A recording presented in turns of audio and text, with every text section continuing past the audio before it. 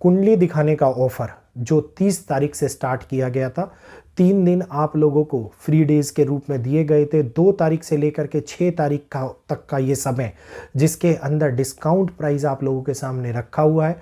Already 2 दिन बीत चुके हैं, बहुत सारे लोगों ने अपॉइंटमेंट प्रोसेस करा लिए हैं।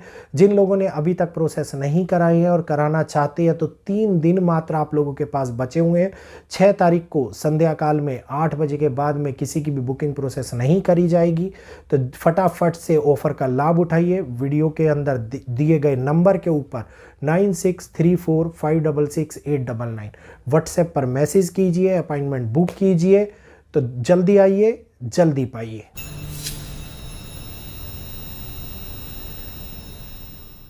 नमस्कार दोस्तों, अभिनंदन, जय श्री कृष्णा। स्वागत है सभी लोगों का आपके अपने चैनल भारतीय ब्लॉगर में।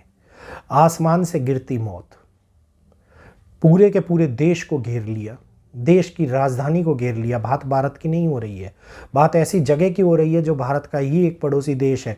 और जब ये स्थिति वहाँ पर हुई तो वहाँ के लोग दंग रह गए, वहाँ के लोग हैरान रह गए और वो समझ गए कि अब मृत्यु संकट इस विश्व, इस दुनिया के ऊपर गहराता हुआ नजर आ रहा है। और ज़्यादा दूर की बात नहीं है, ज़्यादा देरी की बात नहीं है, ये भारत के अंदर भी बहुत जल्द होने वाला है।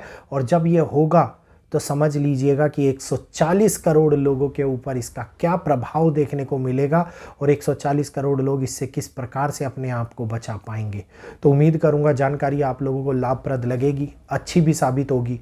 और जो लोग अभी तक इस जानकारी से अभिन्न थे, क्योंकि हमारा मीडिया बहुत सारी ऐसी जानकारियाँ हैं जो आप लोगों तक नहीं पहुँचा रहा, कैप्चर नहीं कर रहा और बहुत सारे लोग उस जानकारी से अभिन्न रह जाते हैं।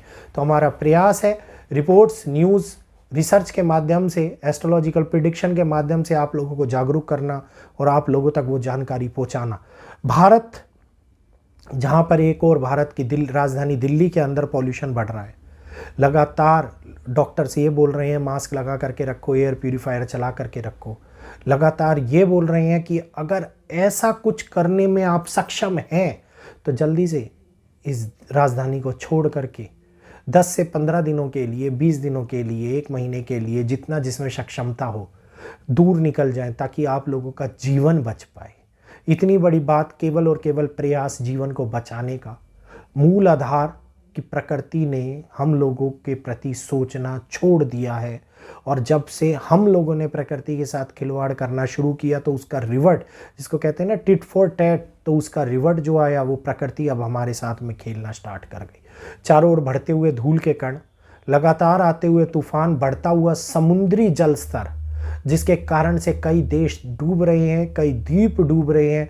और आगे आने वाले टाइम के अंदर यह आंकड़ा और भी ज़्यादा बढ़ता हुआ दिखाई देगा, जिसका शिकार भारत और भारत के कोस्टल एरियाज भी होने वाले हैं। और ये शिकार जब होंगे तब सामना होगा असली परेशानियों का। और ये समय ज़्यादा दूर नहीं है, बात 5 से 7 सालों की कर रहा हूँ आप लोगों के सामने। 2030-32 तक ये सब कुछ, ये परिस्थितियाँ हम लोगों के सामने बदल चुकी होंगी और हम लोग उस परिस्थितियों के साथ में झेल रहे होंगे।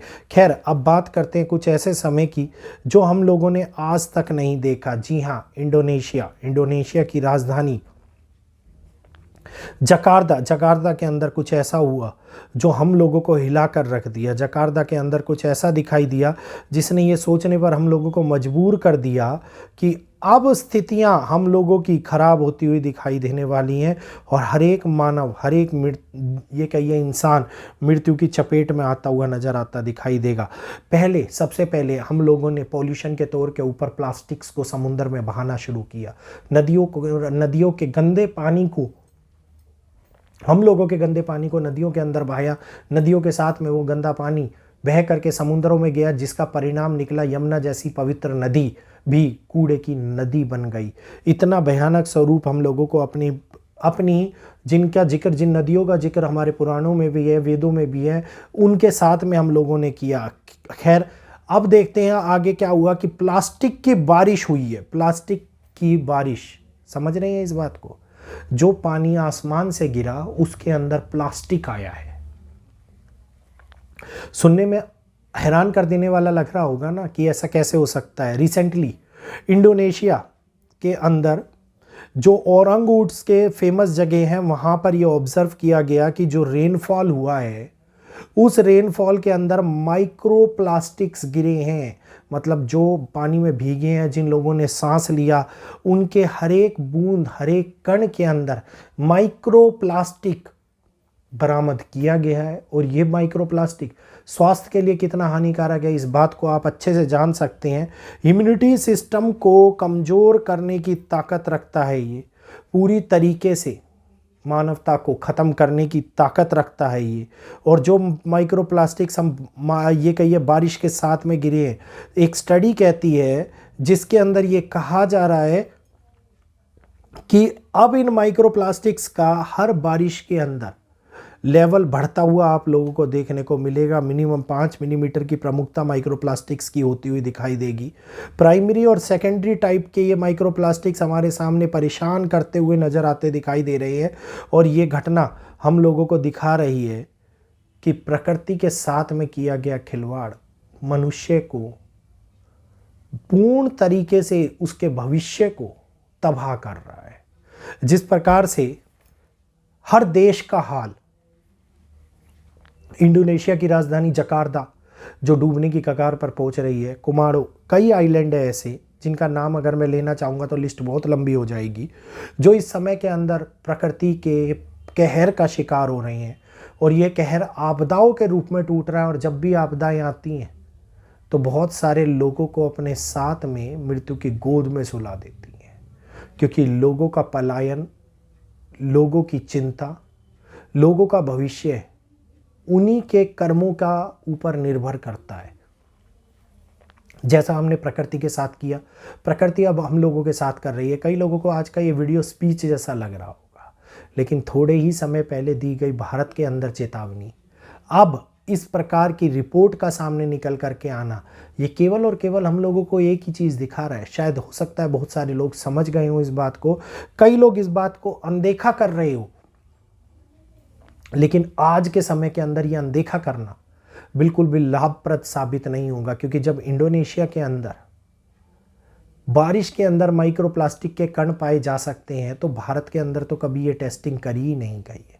अगर भारत के अंदर भी ऐसा कुछ हुआ तो आप देखिए, क्योंकि बादल पानी को सोखते हैं, एब्जॉर्व करते हैं, समुद्र से करते हैं, समुद्र के अंदर से गंध जो है उसको भी एब्जॉर्व करते हैं, बाद में वो वर्षा के रूप में हम लोगों के ऊपर ही बरसते हैं। और ये तो एक इकोसिस्टम है, इसका तो आपको पता है, इन्वायरमेंटल साइकिल है। लेकिन अब ये साइकिल कमज़ोर होती हुई दिखाई दे रही है और अब ये साइकिल मनुष्य के लिए मृत्यु का कारण बनती हुई नज़र आती दिखाई दे रही है। एक के बाद एक लगातार प्रकृति से आती हुई चेतावनी हम लोगों को केवल एक ही चीज़ दिखा रही है कि ज़्यादा समय हम लोगों के पास नहीं बचा है। ये शब्द बहुत ही भयानक है, ये लाइन रोंगटे खड़े कर देती है, लेकिन पूरी तरीके से सत्य है कि अब हम लोगों के पास ज़्यादा समय नहीं बचा है। तो उम्मीद करूंगा बहुत सारे लोग समझ गए होंगे इस बात को, इस एक लाइन से या फिर इस वीडियो के माध्यम से। तो यहीं पर अपनी वाणी को विराम देते हुए इजाज़त चाहूँगा। जाने से पहले जल्दी से सब्सक्राइब बटन जो राइट साइड में दिख रहा है सब्सक्राइब कर लीजिए, बेल आइकन को ऑल पर कर लीजिए, वीडियो को लाइक करते हुए शेयर कर लीजिए ताकि अन्य लोग भी इस जानकारी का लाभ उठा पाएँ। और आज का दिन 3 तारीख हो चुकी है, आप लोगों के पास में केवल 3 दिन बचे हुए हैं। तो 3 दिन में जो बुकिंग कराना चाहते हैं जल्दी से बुकिंग करा लीजिए ताकि सभी लोगों को ऑफ़र का लाभ मिल पाए। इजाज़त दीजिएगा। जय श्री कृष्णा, जय माता दी।